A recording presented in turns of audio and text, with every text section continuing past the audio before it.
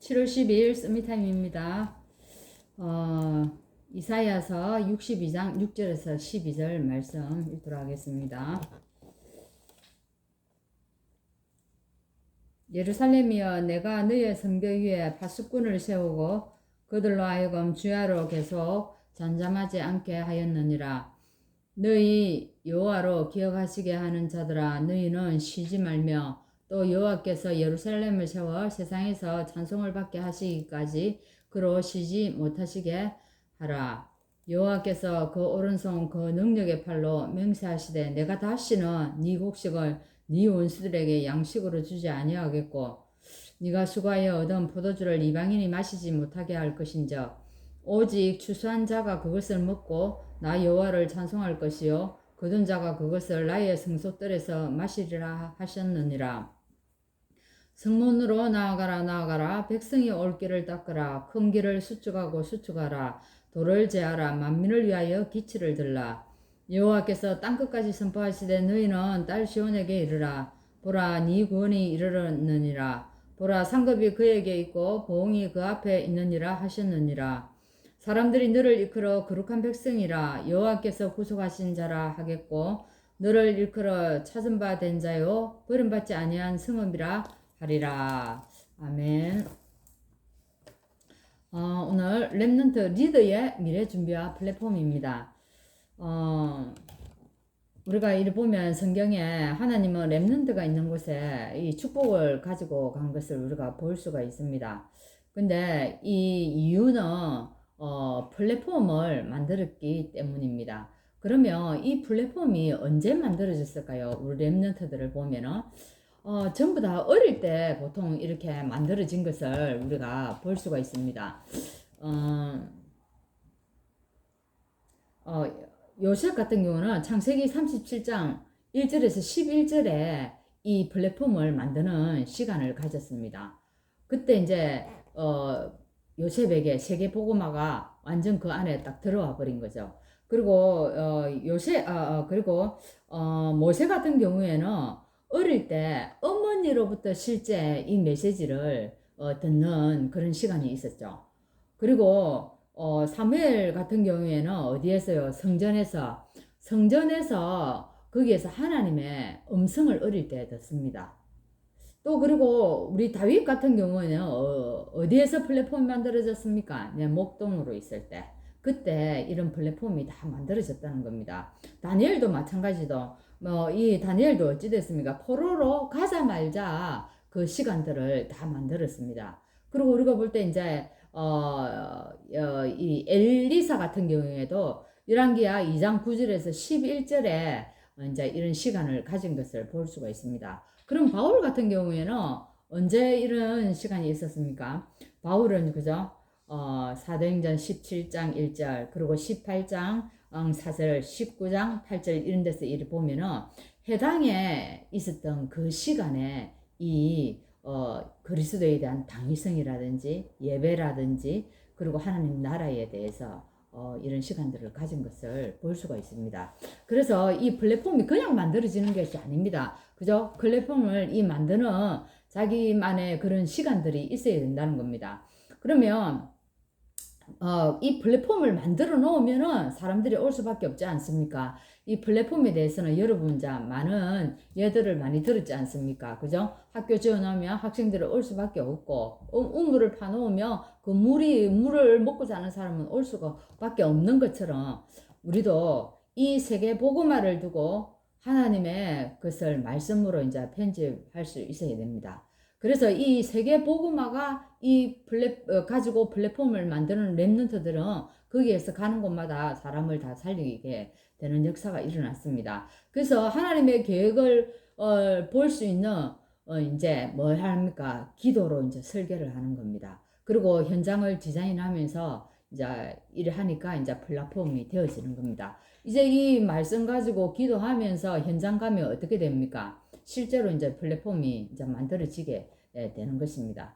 그래서 하나님의 백성이 올 수 있도록 오늘 이사야에서 뭐라고 얘기합니까? 길을 닦으라고 얘기합니다. 왜? 사람들이 와야 하니까, 그죠? 그리고 대로를 수축해라 합니다. 고치고 이렇게 다 만들어라는 겁니다. 그리고 만민이 올 수 있도록 하라는 겁니다. 그럼 만민이 오게 하려면 어떻게 했습니까? 길을 닦고 수축하고 막 해야 되지 않겠습니까? 그죠? 그래서 우리 랩런트들은 어떻게 해요? 이 말씀을 따라서 플랫폼을 만들어야 하는데, 이런, 이게 이제 아주 중요한 부분이죠. 그죠? 그래서 플랫폼을 알아야 플랫폼을 만들 수가 있습니다. 진정한 플랫폼은 뭐라고 얘기합니까? 세 가지 뜰이 있어야 된다고 얘기합니다. 우리 잘 아는 것처럼 이방인의 뜰, 그죠? 아이들의 뜰, 치유의 뜰. 이걸 다른 말로 세 가지의 뜰이 237 치유 서밋입니다. 그러면 세 가지의 뜰이 없는 성전을 하나님이 어떻게 했습니까? 다 무너뜨렸죠. 그죠? 그게 첫 번째는 솔로몬 성전이었고, 그다음에 스룹바벨 성전, 그리고 헤롯 성전 다 무너져 버리고 없어졌습니다. 어쨌습니까? 그러면 지금 우리 이 땅에도 지금 얼마나 많은 교회들이 있습니까? 그리고 전 세계에 그죠? 참 많은 교회가 있는데, 그러면 이 세 가지 뜰이 없는 교회는 지금 어떻게 한다는 거예요? 똑같이 무너뜨린다는 얘기입니다. 그래서 가장 중요한 이 유대인들은요, 이 세 가지 뜰에 집중 안 하니까 어디에 집중했겠습니까? 자기만에 집중한 거죠. 자기 민족에게만 집중을 하다 보니까 우리도 이렇게 될 수 있다는 겁니다. 우리도 세 가지의 뜰에 집중하지 않으면은 내 교회, 내 가정, 내 자녀, 우리 교회 랩런트 여기에만 집중할 수 있다 이런 거죠. 그래서 어떻게 하면 우리가 플랫폼을 만들어서 이 세 가지의 뜰이 있는 이 교회를 우리가 만들 수 있을까? 또 교회를 사람들이 올 수밖에 없도록 이리 할 수 있을까? 이게 참 중요합니다. 그래서 플랫폼에는 어떤 내용이 있어야 하냐면은, 첫째, 내게 임한 여호와의 빛입니다. 이렇게 얘기합니다. 두 번째는 여호와의 영광이 있어야 합니다. 마지막으로 여호와 앞에 우리가 구원받았고 여기에 대한 상급이고 보응이 있다고 오늘 이사야서 62장에서 이 말씀을 지금 하고 있는 겁니다. 그래서 여호와 앞에 있는 영원한 것들을 지금 다 얘기하고 있는 겁니다. 이게 플랫폼의 내용이라는 겁니다. 그러면 플랫폼을 어떻게 준비하면 되겠습니까? 그래, 하나님은 랩런트들에게 산과 돌, 굽은 길, 이런 것들을 다 이래 거침돌을 다 치우라고 하셨습니다. 그래, 랩런트에게는 거침돌이 너무 많다고 얘기하는데, 그러면 우리 랩런트들에게 어떤 게 거침돌일까요? 사실은 이 거침돌 때문에 복음이 들어갈 틈이 없는 겁니다. 그죠? 지금 이 아이들 때에는, 랩런트들 때에는 세상이 너무 좋습니다. 세상이 좋기도 하고, 그래서 그걸 따라가기도 하고, 그죠? 그리고 친구가 너무 좋기도 하고, 또 어떻습니까? 게임, 폰, 이런 영상물을 놓칠 수가 없는 겁니다. 이것들이 가득 마음을 사로잡아 버리니까 사실은 아까 말한 것들은 플랫폼을 만들 수 있는 그런 시간표가 없다는 겁니다. 이게 참 이게 너무 고민입니다. 어떻게 해야 할지. 그래서 사실은 이 거침돌에 속지 않고 이것을 치우면은 오늘 응답이 계속 온다고 얘기하는데, 근데 이스라엘에는 어쨌습니까? 이스라엘도 거침돌이 있었습니다. 안 되는 사상들, 이념들, 이런 것들을 가지고 있었기 때문에 안 되어지는 겁니다. 그래서 이 거침돌을 치워야 하는데, 사실 이게 우리 교회에도 이런 걸림돌들이 다 있다는 겁니다. 무엇입니까? 우리 교회도 내려오는 전통이라든지 또 안 되는 여러 가지 조건들이 참 많이 있을 거고, 우리 개인에게도 다 그런 것들이 있다는 겁니다.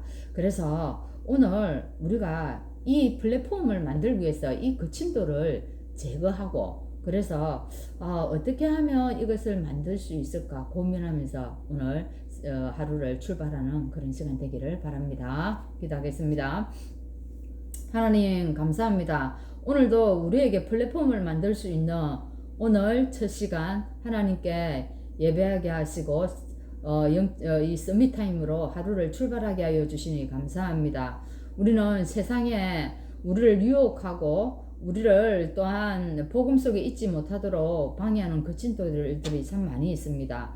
오늘 우리가 이것들을 다 제거하고 우리가 플랫폼을 만드는데 집중하게 하여 주셔서 그래서 이 교회에 하나님 아버지 237 치유 서밋의 역사로 많은 생명들을 살리는 교회의 축복을 누릴 수 있도록 인도하여 주옵소서. 예수 그리스도 이름으로 기도하옵나이다. 아멘.